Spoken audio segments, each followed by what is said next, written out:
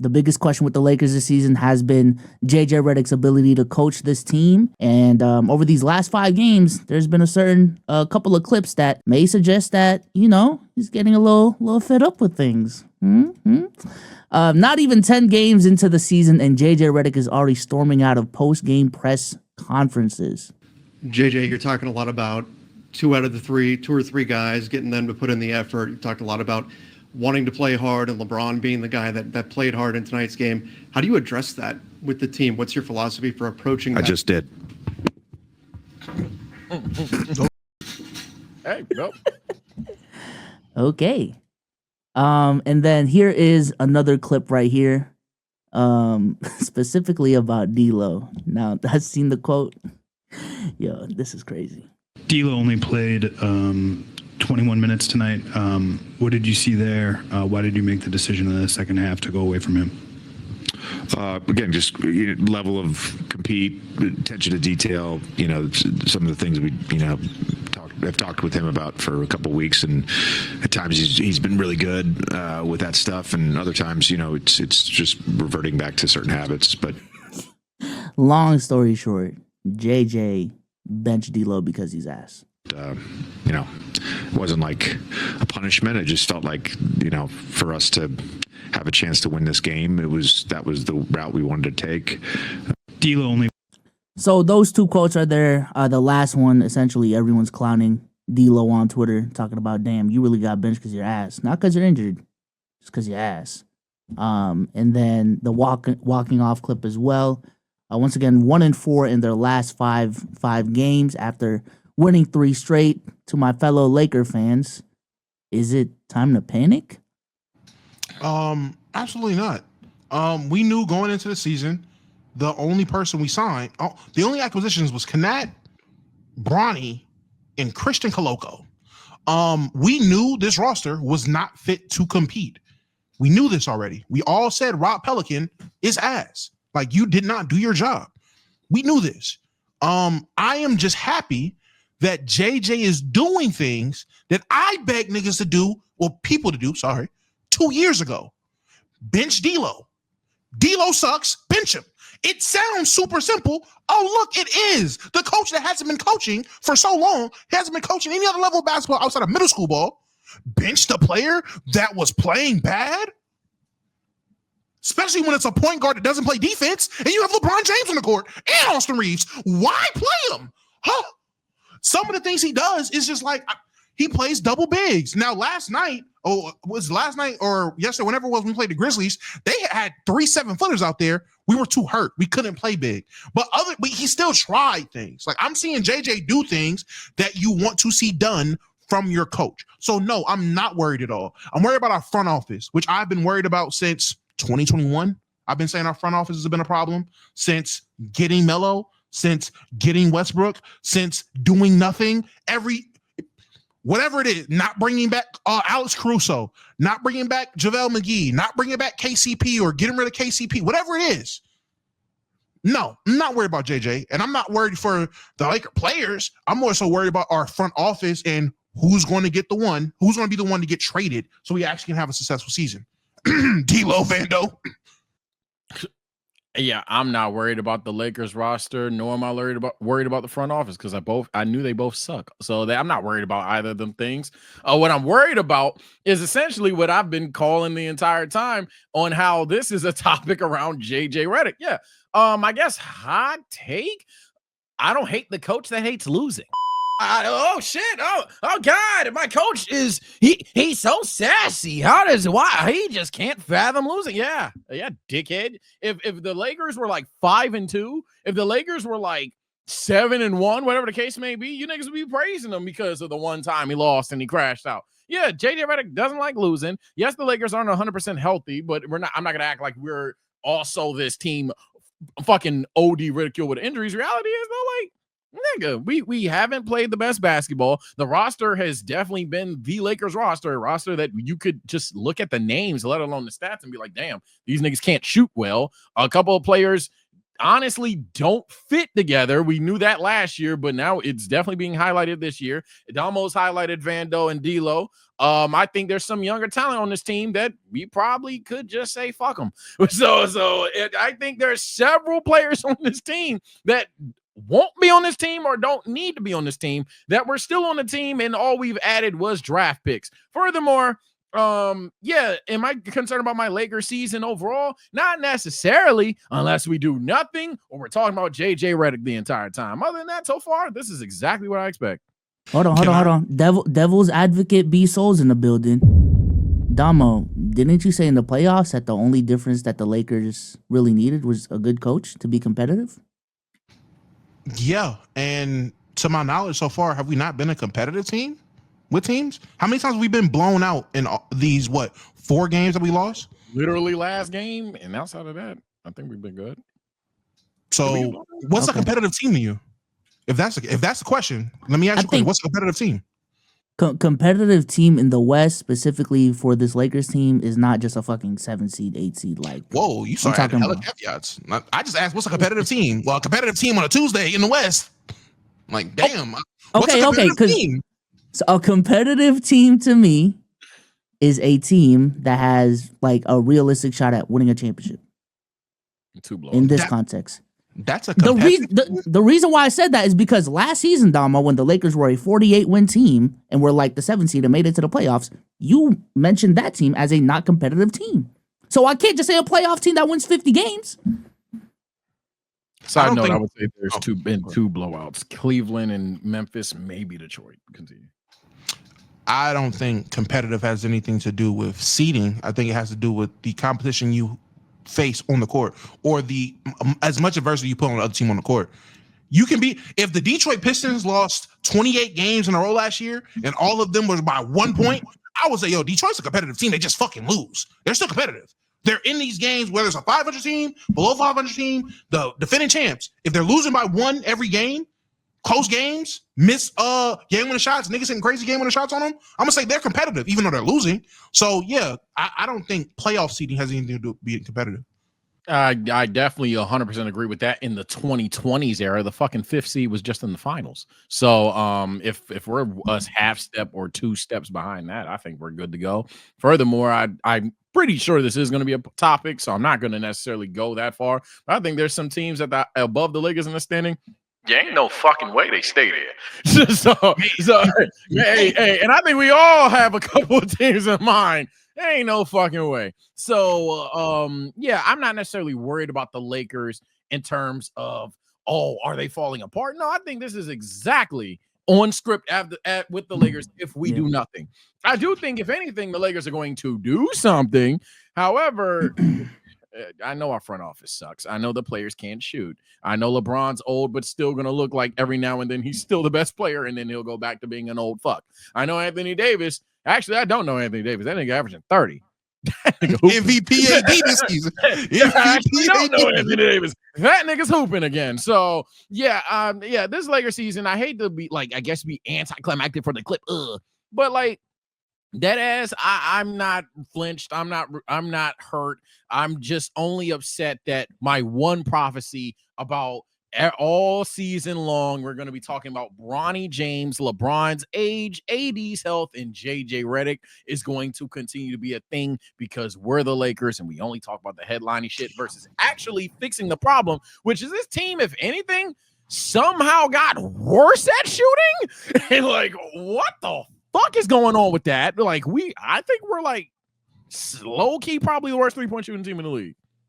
No, I don't think we're the worst. I think it might be we're down there. Well, I don't think we're the worst. There. You should. AD shooting better. Knat's a good shooter. Yep.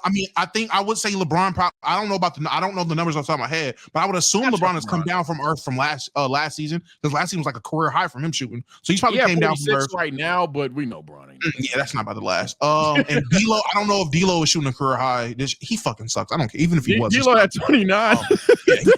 D'Lo 29. Reeves ain't got it together yet. Hey, you listening in the background? Come here real quick. quick. I've got an offer for you from PrizePicks.com, the favorite daily fantasy sports platform for the Let's Keep It a Buck podcast. Quick withdrawals, easy gameplay, and an enormous selection of players is what makes PrizePicks the #1 daily fantasy sports app. And we're going to show you how to make our prize picks right now. Ever since Kirk Cousins touched down in the A, he's been playing my way. I've got Kirk Cousins in passing yards going for the more every single week. And you know our crosstown rivals can never get any love from me, so I'm taking less on anything Alvin Kamara related.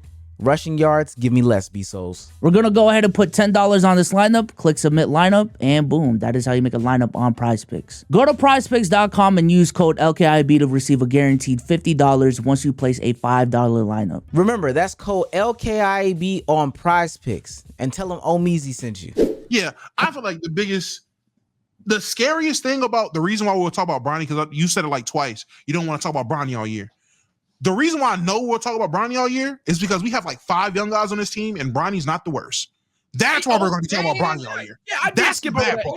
You go ahead, but yeah, again, there's some young players on this team that look, they have potential to do it. They're not with this team, all right, and that's fine. But some young players on this team do not need to be here. But I've been yapping. Dama, go ahead, name them, because I know I was at work and I seen a notification on my phone. J Hood responds to the Lakers declining his team option. My first thought: he should have got cut. You should have cut him. Fuck declining the team. Cut this nigga. Send his ass to Germany. What? He should be with Killian Hayes.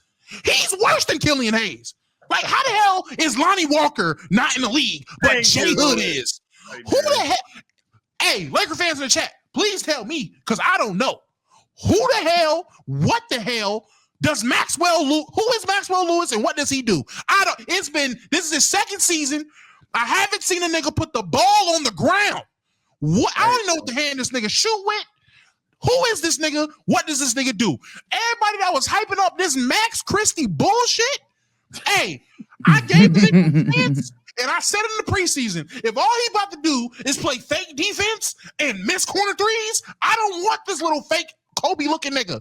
And that's exactly what he's doing. Missing corner threes, and every time I hear other announcers talking about him, oh, Max Christie's such a scrappy, feisty defender, such a great defender. No defense gets played. Not a steal, not a block, not a I've seen Bronny rebound. I've seen Bronny stop Ant from getting a bucket. I've seen it. I've seen Bronny play. Max Christie just... You know, Bronny is unironically not the worst young Laker. I saw someone in the chat say outside of what's his name? It was one player. Gang, I hate to be that guy. Maybe I'm overreacting, but Maxwell Lewis was a player that, and y'all know I'm a draft casual, but Twitter told me he was a steal of the second round back then. I haven't necessarily seen that. Maybe he will be one day, but again, not with us. Max Christie, he seems like a project guy damn near. That's fine. Again, not with us. We just literally have roster spots that could just be added players. I'll be a head ass here. Lonnie Walker's out there, jobless. My God, like I know that's like the typical casual thing to say, but he literally is out there jobless. Like there are players out there though. Sage, let me make you even more mad. We can wrap this up because we've been going on about the Lakers too long. We can wrap this up after this. How is it we have kept J Hood, Maxwell fucking Lewis, and I don't even, at first we had that one white center, but he got cut to keep Bronny's spot, I think. But how do we have these guys, but Scottie Pippen Jr. Oh God. Just slips through the system and ends up in Memphis. Jay Huff, who I have been talking about Jay Huff for 3 years now. When I see him on our G League team, 2 summer league teams, and 3 preseason teams, I have been saying, hey, give my nigga Jay Huff an opportunity, a footer who's athletic and can shoot. I don't know. Maybe that will work next to AD. Who knows? Niggas told me, who is Jay Huff?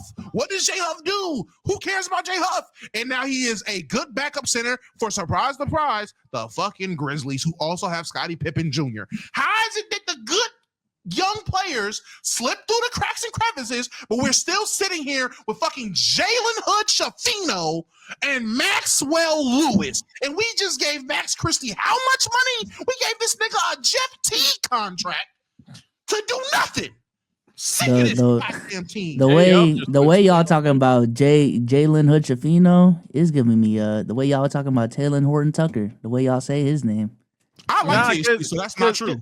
Because he liked THC. My thing with Jalen is like, okay, he was picked 17. A lot of people liked it until they realized that Hami was still there all along, and then someone else, Cam Whitmore. So yeah, a lot of people were like, okay, he's not ass, but he's not either of them too. So I was like, okay, I'll be patient. But if it's gonna take these players this long to develop, and we're trying to win with, I don't know, a fucking 40-year-old to the point where the nigga's son is on our roster. Like, all right, bro, like we need to expedite this. We need the young players that can hoop now. It's unironically funny that Jay Huff did work out. I think he just dropped 20 like a couple games ago too. And I'm looking at his numbers right now. Yeah, he's a 10. He's averaging 10, 2 and 1. Not the most impressive in terms of versatility, but if you're a backup big giving me 10 points on 4 attempts from 3 and you're making 52%, do I think he's 52? No, but if he's realistically a 38 shooter, that's not. Come on, bro, I'll take that.